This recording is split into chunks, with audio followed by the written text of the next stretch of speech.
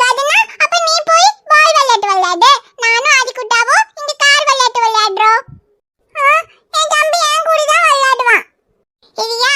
இப்பதானே நீ கேட்ட. ஆதிக்குட்டா என்ன சொன்னா? உன் கூட பால் விளையாட வரல, என் கூட கார் தான் விளையாடுறேன்னு சொன்னல்ல. ஆதிக்குட்டா, என் அக்கா கூட பால் விளையாட வரலையாடா? பாத்தியா, ஆதிக்குட்டாக்கு என் கூட கார் விளையாட தான் பிடிச்சிருக்கு. அவன் கூட பால் விளையாட வரல. நீ போய் பால் விளையாடு. நானும் ஆதிக்குட்டாவும் கார் விளையாட போறோம். ஆதிக்குட்டா, நம்ம ரெண்டு பேரும் ட்ரூ ட்ரூன்னு இந்த கார் ஓட்டி விளையாடலாம். கார் எப்படி போகுது? True true. என் குட்டி தம்பி எப்பவுமே என் கூட தானே விளையாடுவான். இப்பலாம் என் கூட விளையாண்டு வராம தீரன் கூட விளையாடுறா. என் தம்பி என் கூட தான் விளையாடணும். நான் யாருக்கும் என் தம்பியை கொடுக்க மாட்டேன். ஆதிக்குட்டா, என் கூட விளையாட வரலையா?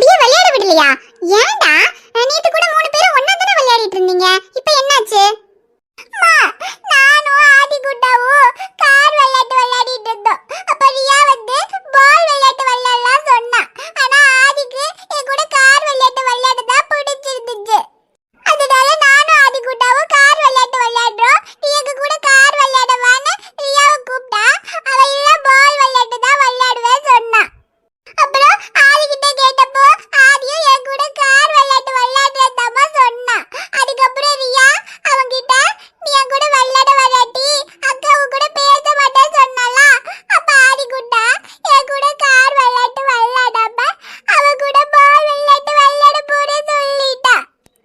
ஐயோ இவ்வளவுதானா?